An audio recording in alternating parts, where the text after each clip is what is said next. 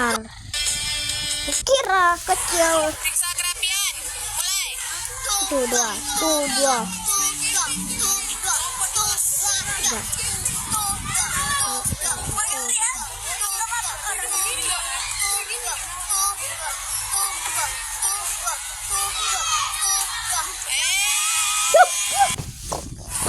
Periksa kerapian. Mulai. Ya.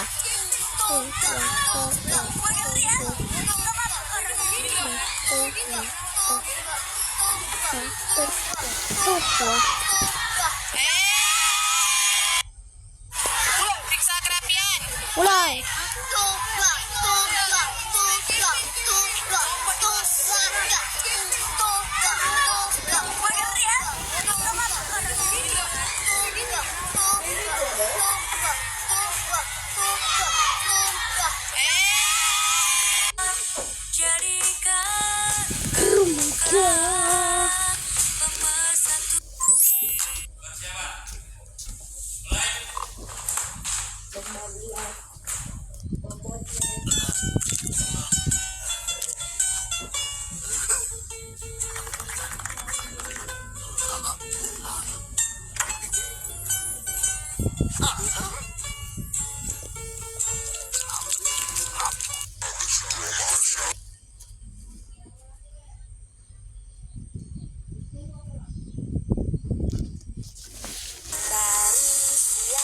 Penggalang penegak sampai ke Pandega, kita masih berpramuka dan tak kenal lelah.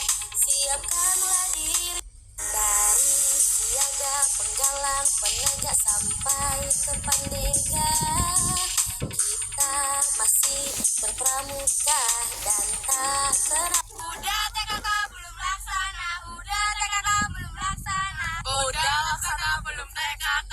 Udah laksana belum TKK. Udah TKK belum laksana, udah TKK belum laksana. Udah laksana belum TKK.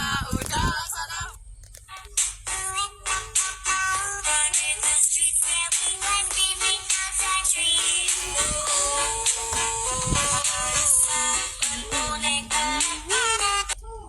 Ntar subscribernya berapa sih?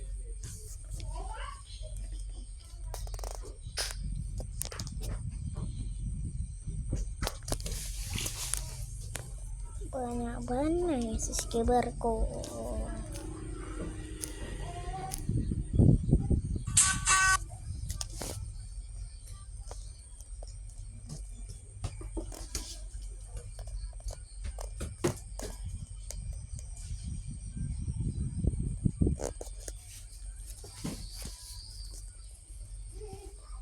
Sejarah pembangunan Monas. Foto Monumen Nasional masih dalam Apaan tuh? Kamu nanya? Ini Monas. Monumen Nasional atau yang lebih dikenal dengan Monas, merupakan tugu yang dibangun untuk mengenang kemerdekaan Indonesia. Monas dibangun pada masa Kepresidenan Soekarno. Pembangunan Monas memiliki beberapa tahapan. Tahap pertama atau pertama kali pembangunan Monas pada tanggal 17 Agustus tahun 1961 sampai 1965. Dilanjutkan tahap kedua pada tahun 1966 sampai 1968. Dan pembangunan tahap terakhir pada tahun 1969 sampai 1976. Monas akhirnya baru diresmikan oleh Presiden Soeharto pada tanggal 12 Juli tahun 1975. Bentuk Monas menyerupai lingga yoni, dan bagian atas tugu berbentuk api yang menyala dan dilapisi dengan emas murni. Apaan tuh? Kamu nanya? Ini Monas, Monumen Nasional atau yang lebih dikenal dengan Monas, merupakan tugu yang dibangun untuk mengenang kemerdekaan Indonesia. Monas dibangun pada masa Kepresidenan Soekarno. Pembangunan Monas memiliki beberapa tahapan. Tahap pertama atau pertama kali pembangunan Monas pada tanggal 17 Agustus tahun 1961 sampai 1965. Dilanjutkan tahap kedua pada tahun 1966 sampai 1968. dan pembangunan tahap terakhir pada tahun 1969 sampai 1976. Monas akhirnya baru diresmikan oleh Presiden Soeharto pada tanggal 12 Juli tahun 1975. Bentuk Monas menyerupai lingga yoni, dan bagian atas tugu berbentuk api yang menyala dan dilapisi dengan emas murni. Apaan tuh? Kamu nanya? Ini Monas, Monumen Nasional atau yang lebih dikenal dengan Monas, merupakan tugu yang dibangun untuk mengenang kemerdekaan Indonesia. Monas dibangun pada masa kepresidenan Soekarno. Pembangunan Monas memiliki beberapa tahapan. Tahap pertama atau pertama kali pembangunan Monas pada tanggal 17 Agustus tahun 1961 sampai 1965. Dilanjutkan tahap kedua pada tahun 1000. Bro, kita ada di mana sih? Lah masa nggak tahu? Belakang lu ada monumen nasional tuh. Monumen nasional?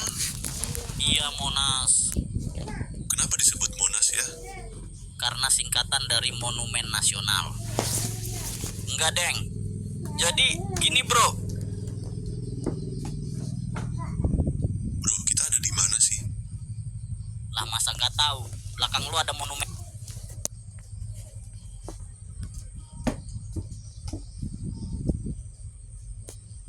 Pembangunan Monas. Apa ini? Wah. Nah.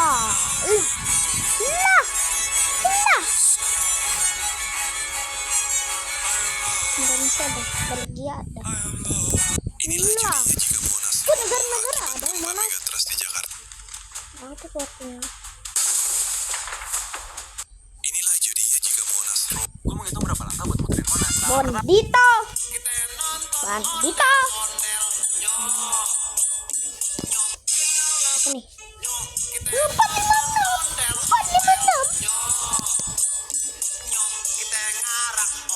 456.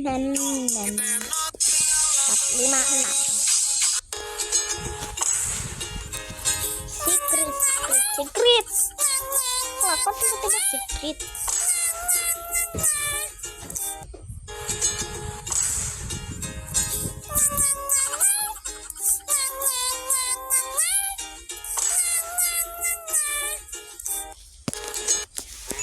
Oh भाई साहब struggle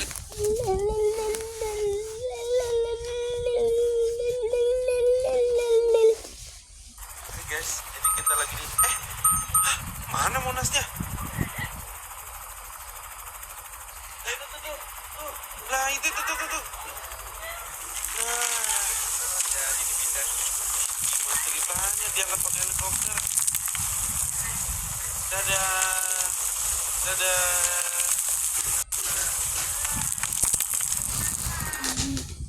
Oke guys, jadi kita lagi di mana Monasnya?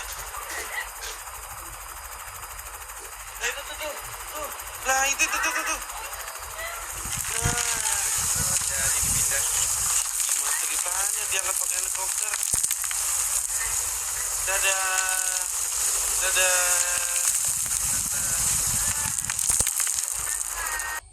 Oke guys, jadi kita lagi di mana Monasnya? Itu tuh. Lah itu tuh. kita yang nonton tinggi. Belum, ya. Sekarang sentuh pucuknya, geser lagi ke sini. Ya, ke atas dikit. Tugu Monumen Nasional, Tugu Monas. Tinggi lapisan emas 17 meter. Tinggi pelataran bawah cawan 45 meter. Total tinggi tugu dari bawah 132 meter.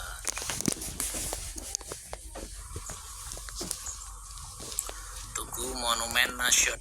Monumen Nasional atau Monas adalah ikon Jakarta mulai dibangun pada tahun 1961. Ide ini muncul dari Presiden Soekarno yang ingin menciptakan simbol kemerdekaan Indonesia.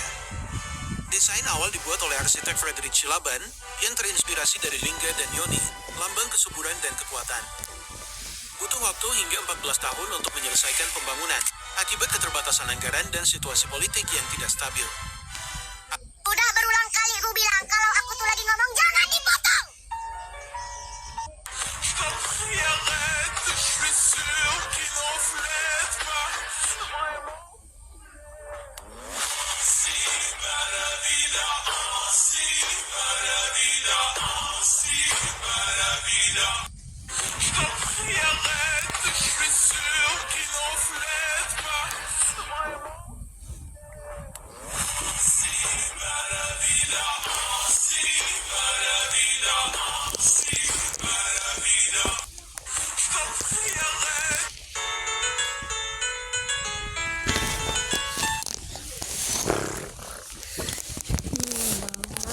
Monumen nasional. No. Hari ini gue buat Monas di Hardcore. Dan daripada ngebul di daratan seperti biasanya, gue bakal membuatnya di sini. So, pertama kita bakal ngebutin konkret kuning dan hitam. Buat ukur seberapa besar base untuk monumen nasional ya. Gue rasa gue masih punya beberapa blok di sini. Jadi sekarang mari kita ukur seberapa luas bangunannya. Gue menambahkan 82 blok di setiap sisinya. Jadi total diameter dari bangunan ini adalah 164 kali 164. Dan itu dia. Next, gue bakal membuat outline bagian luarnya.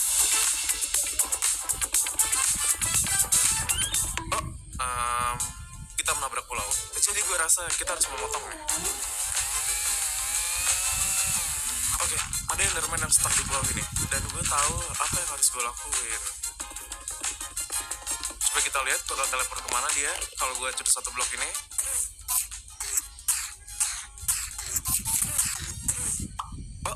Teleport kemana dia? Oke, dia teleport ke outline. Gue gak sengaja liat matanya.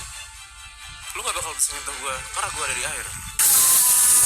Dan mari kita kelarin sedikit lagi outline bagian luar ya. Dan akhirnya outline bagian dasarnya pun udah jadi.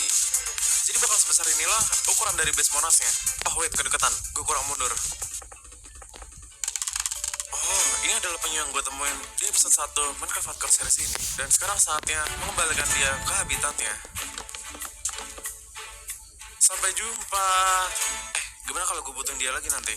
Oke, ini dia sekarang gue udah ada di jarak yang lebih enak. Jadi rencana selanjutnya adalah, pertama, gue bakal bikin semua outline dari Monasnya terlebih dahulu. Kemudian bakal ada 5 bagian yang bakal gue buat, yaitu bagian base dasarnya, atau bagian tangga untuk naik ke Monas, kedua bagian pelataran bawah, atau pintu masuk utama, lalu bagian menaranya, pelataran atas, dan terakhir, bagian lidah apinya. Jadi sekarang mari kita lanjutin lagi outline-nya. Gue bakal tambahin ketinggian, dimulai dari bagian tengahnya.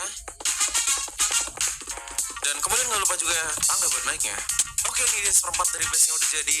Dan dengan kekuatan editing, semua sisinya pun tiba-tiba jadi. Bagian outline dari base nya udah. Jadi sekarang kita bisa lanjut lagi ngebuat outline buat pelatarannya.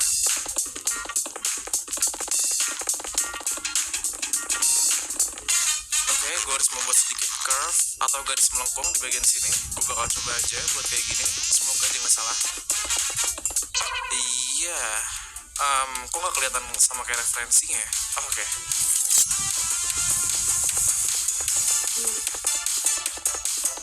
Oke, nice, sudah kelihatan lebih baik. Dan gue bakal membuat yang sama kayak gini di ketiga sisinya lagi.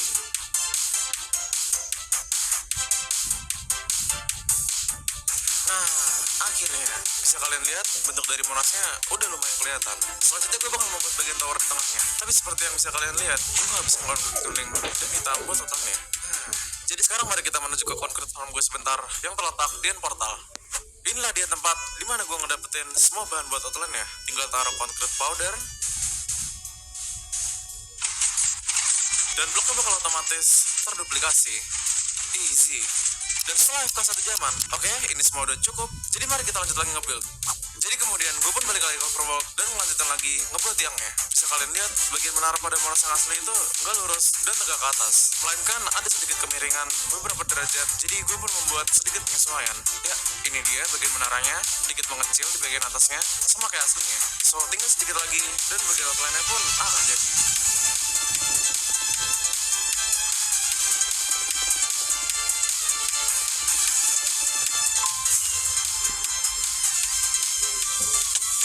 Sekarang gue lagi ada di puncak lidah apinya di ketinggian I-293. Gue bisa lihat rumah gue dari sini. Jadi setelah bolak-balik ngebuild outline-nya dan grinding buat ngomplain bloknya, inilah dia hasilnya setelah 4 jam setengah ngebuild. Nah, kalau kayak gini kan udah lumayan bisa kebayang bentuk dari Monasnya. Jadi gue udah banyak ngeliat referensi orang yang bikin Monas di Minecraft. Dan iya, agak kurang proporsional. So di video ini gue bakal mencoba membuatnya semirip mungkin sama aslinya. Itulah dia kenapa gue menghabiskan berjam-jam cuma buat bikin outline-nya aja. Sekarang gue bisa lanjut lagi ke rencana selanjutnya. Dari semua blok putih yang gue kumpulin, satu-satunya blok yang paling sesuai sama warna monasnya adalah quartz block ini. Yang turunan dari craftingannya bisa kita buat jadi smooth quartz block, quartz stairs, dan smooth quartz stairs. Tapi untuk mendapatkan quartz block tidaklah mudah. Kita nggak bisa nemuin quartz block nge-spawn random di alam. Jadi cara mendapatkannya adalah kita harus pergi ke nether, main nether quartz ore, kemudian kita dapat nether quartz mentah, gabungin 4 nether quartz, dan kita pun mendapatkan satu quartz block. Atau cara kedua, kasih kerjaan ke villager, pakai blockstone cutter, kemudian dia jadi mansion villager, lalu kita jual baik batu ke dia sampai dapat emerald, lalu dia berubah jadi mansion level 1 ke level 5, kemudian baru kita bisa beli quartz block dengan harga 1 emerald per quartz block. Dan gue bakal ngebutuhin paling nggak 20.000 sampai 30.000 quartz block. Iya. Dan ada satu problem lagi, karena gue ngebuild monas ini di dekat base gue, jadi gamenya terasa agak nge-lag. Kalian tahu kenapa? Iya, gue udah ninggalin villager farm ini selama lebih dari 1000 hari. Dan sekarang mereka udah menghasilkan ratusan anak. Jadi gue pun punya ide. Gue pun menggali lubang di bawah villager farmnya. Kemudian gue kelompokkan villagernya menjadi 10 villager per kelompok. Yang berarti sekarang gue memiliki 100 villager. Jadi biar mereka ngejual quartz block, gue harus nge-trade sama mereka sampai mereka jadi expert level 5.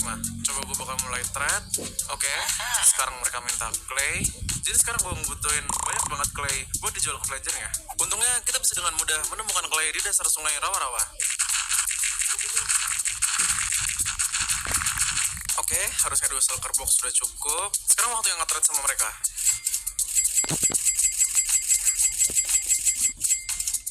Nah, yang ini udah level 2 nih. Udah ada di level apprentice, atau dalam bahasa Indonesianya Anak magang.